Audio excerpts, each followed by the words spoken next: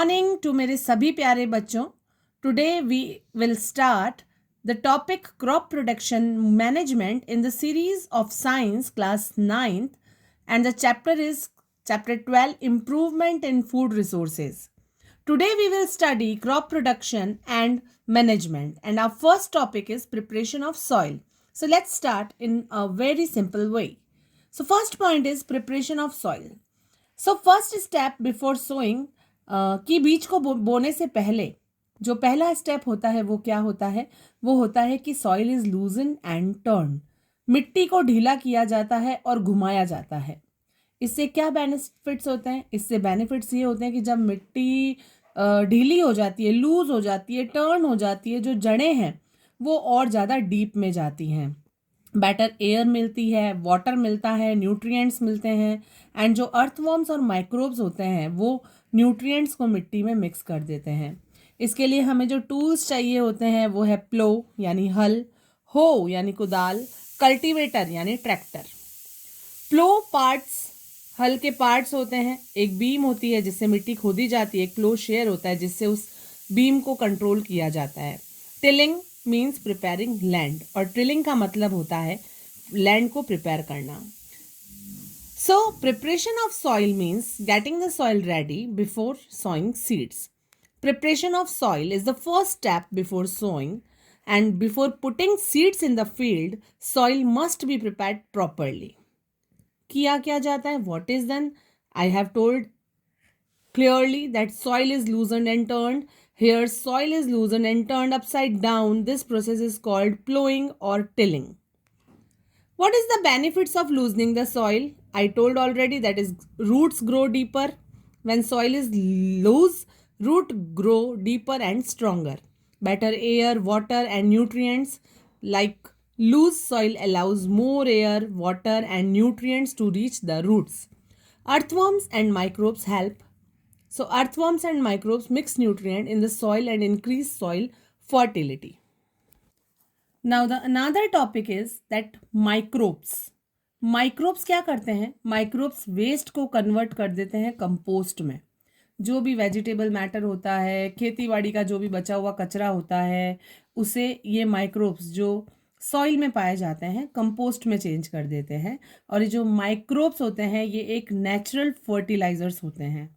So microbes convert waste into compost, and compost is the natural fertilizers.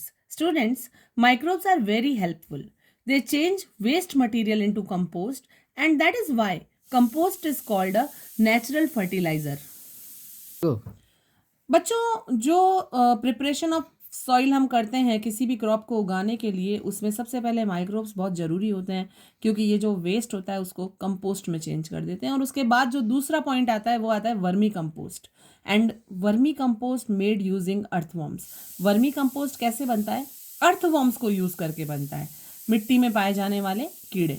Earthworms improve decomposition faster. Earthworm बहुत जल्दी decomposition की process को करता है soil में, और इससे सॉइल न्यूट्रिएंट्स में रिच हो जाती है. And vermi compost is compost made with the help of earthworms, and it is very rich in nutrients. Now we will talk about green manure as the criteria of preparation of soil. Green manure क्या होता है? That some crops जैसे sunhams, जैसे डेंचिया are grown. ऐसी जो फसलें होती हैं वो स्पेशली खाद बनाने के लिए ही उगाई जाती हैं, एंड जब तक वो पक नहीं जाती हैं उनके मेच्योर होने से पहले जो सॉइल में प्लो चला दिया जाता है, हल चला दिया जाता है.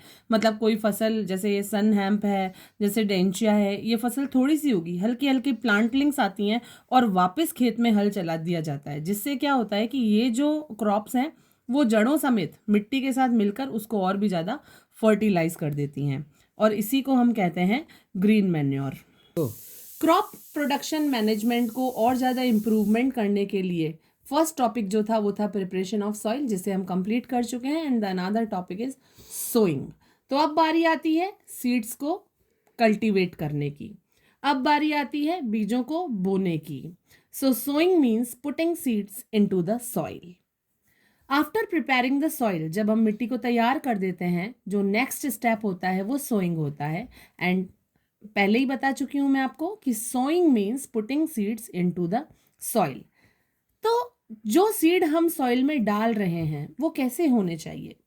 वो हेल्दी होने चाहिए, वो क्लीन होने चाहिए, वो हाई यील्डिंग वैरायटी के होने चाहिए।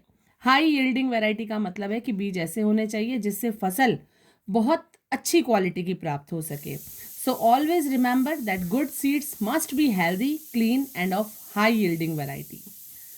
सो अब अगर आपको ये टेस्ट करना है कि अच्छे सीड कैसे होते हैं, तो आप उनको वाटर में डालिए। जो अच्छे सीड होंगे, जो अच्छे बीज होंगे वो डूब जाएंगे, और जो बुरे बीज होंगे, जो हमको नहीं कल्टीवेट करने चाहिए, वो पानी के ऊपर तैरने लगेंगे। So check seed quality, we do a simple water test. Good seeds sink in water but bad seeds float. अगर सोइंग के मेथड्स की बात करें तो दो मेथड्स होते हैं, जिसमें फर्स्ट होता है कि हम अगर बीज बो रहे हैं तो उसको बोने के लिए हम ट्रेडिशनल टूल्स, यानी जो फनल वाले टूल्स होते हैं, उसकी सहायता करते हैं। उसमें क्या होता है कि एक पाइप जैसा इंस्ट्रूमेंट होता है जिसमें फूंक मार मार कर सीड्स को मिट्टी के अंदर धसाया जाता है, उसे हम कहते हैं ट्रेडिशनल टूल। और दूसरा होता है जो सेकेंड मेथड है सोइंग का, वो है सीड ड्रिल। यानी यहाँ पर बीजों को बोने के लिए ट्रैक्टर मशीन का यूज़ लिया जाता है। ट्रैक्टर मशीन से सीड ड्रिल करना, बीजों को बोना, इससे बहुत बेनिफिट्स मिलते हैं। सारे बीज बराबर मात्रा में यूनिफॉर्म स्पेसिंग में एक पर्टिकुलर स्पेस के साथ बो दिए जाते हैं। बिल्कुल करेक्ट डेप्थ में, बिल्कुल सही गहराई में वो बीज अपने आप बो दिए जाते हैं। इससे मजदूरी भी बचती है और टाइम भी बचता है।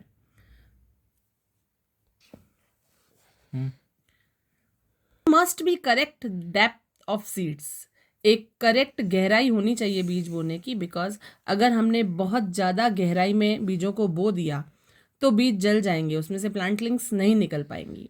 और अगर बहुत हल्के से मिट्टी की अपर लेयर में ही हमने बीजों को बो दिया तो पक्षी उनको खा जाएंगे। So correct depth is very important.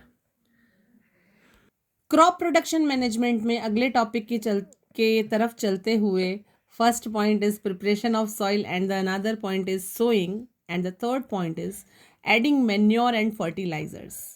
जब हम मिट्टी में खाद या फर्टिलाइजर्स को ऐड कर रहे हैं, क्योंकि प्लांट्स को न्यूट्रिएंट्स चाहिए ग्रो होने के लिए।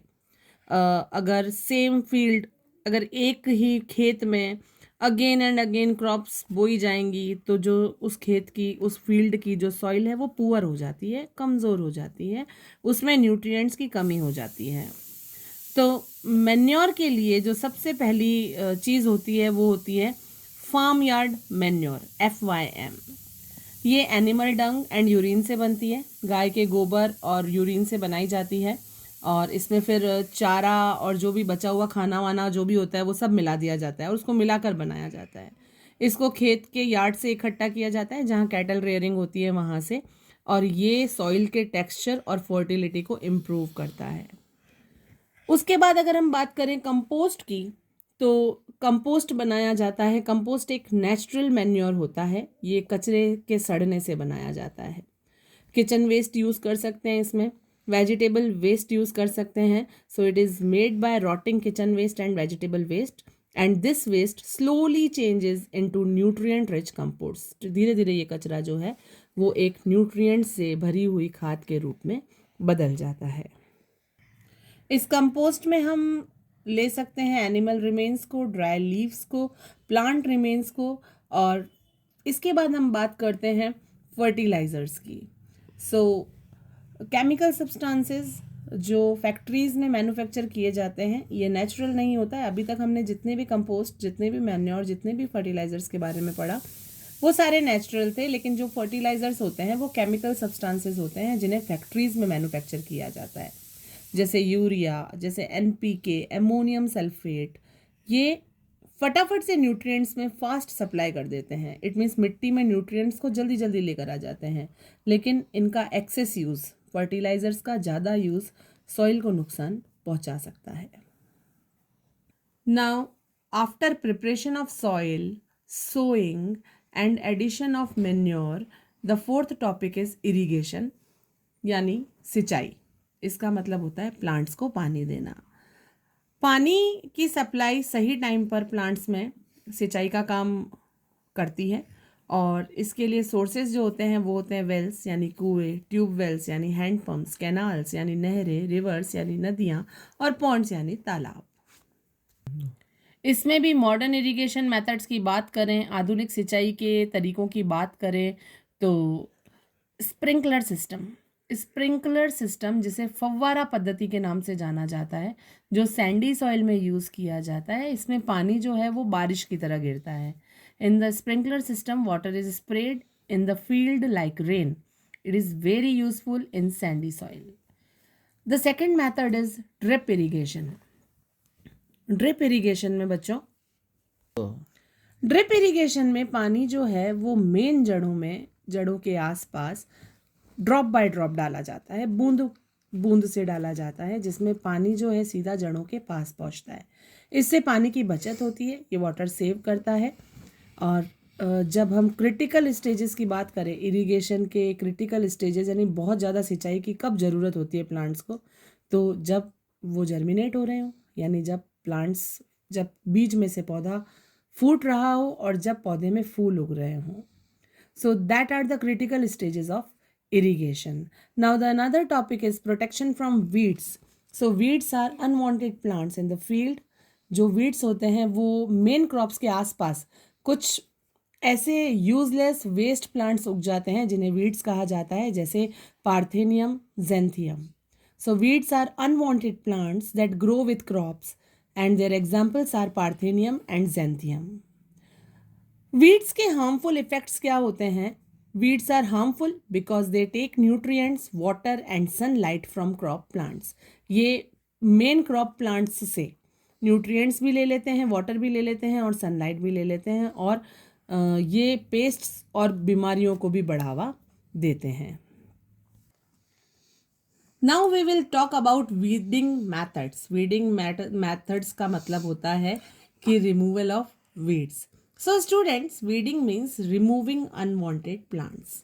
Weeds must be removed before they flower, otherwise they spread in the field. इससे पहले कि weeds में flower start हो जाएं, उन्हें खेत में से हटा देना चाहिए। And the another topic is harvesting. Harvesting की बात करें तो harvesting means cutting manure crops. When crop become mature, they are cut. जब क्रॉप पूरी तरह से उग जाती है तो उसे काट देते हैं, और इस प्रोसेस को हार्वेस्टिंग कहते हैं।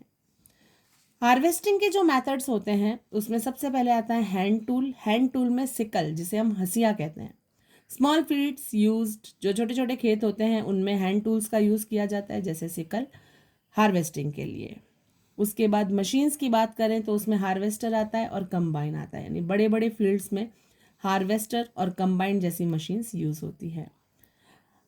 हार्वेस्टिंग के बाद जो अगला प्रोसेस होता है वो थ्रेशिंग का प्रोसेस होता है, जिसे छानना कहते हैं। Threshing is the process of separating grains from the stock. अनाज के दानों को उसके चारे से अलग करना थ्रेशिंग कहलाता है। फिर बात आती है विनोइंग की। विनोइंग में जो हल्का फुल्का छोटे छोटे तिनके, छोटे छोटे पत्थर, ये जो चीज़ें होती हैं वहाँ से अनाज के दानों को सेपरेट करना हवा की सहायता से, विंड को यूज करके विनोइंग कहलाता है। In winnowing, wind is used to separate grains from chaff. Now if we talk about harvest festival in India, तो आपको तो पता है हमारा देश त्योहारों का देश है। यहाँ पर जब क्रॉप की हार्वेस्टिंग होती है तब भी त्योहार मनाए जाते हैं, और इन कुछ फेमस फेस्टिवल्स में आता है Baisakhi, Pongal, Bihu, Holi. The last topic of crop production management is called storage.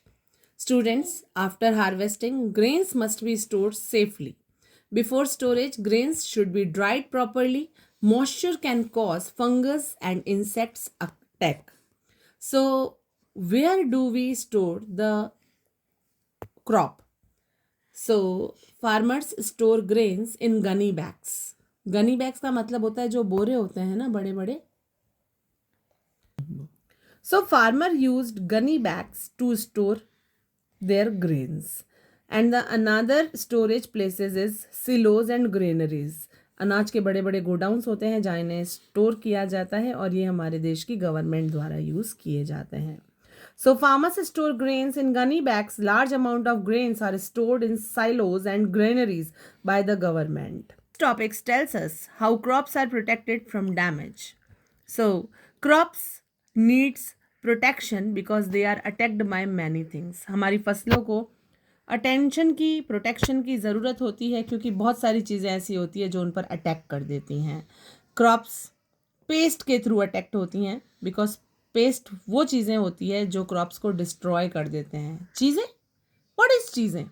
चीज़ें मीन्स इंसेक्ट्स, छोटे छोटे कीड़े जिन्हें हम पेस्ट कहते हैं, वो क्रॉप्स को डिस्ट्रॉय कर देते हैं। उसके बाद हम बात करें डिजीजेस की, तो क्रॉप्स में कई ऐसी बीमारियां लग जाती हैं जिसकी वजह से पूरी की पूरी क्रॉप्स नष्ट हो जाती हैं, जैसे फंगाई, जैसे बैक्टीरिया और वायरसेस।